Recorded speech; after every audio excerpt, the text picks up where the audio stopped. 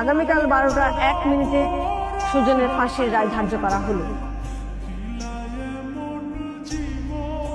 আমার শেষ ইচ্ছা আমি জজ সাহেবের হাতে 2 লক্ষ ভাত খান আর হ্যাঁ আমার কপালে একটা চুমা দিব। এটাই আমার জীবনের শেষ ইচ্ছা।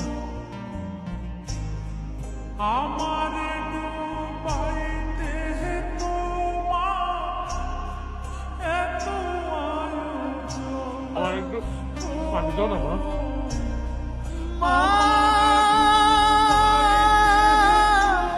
আমার কোনো সন্তান নেই, আমি নিঃসন্তান।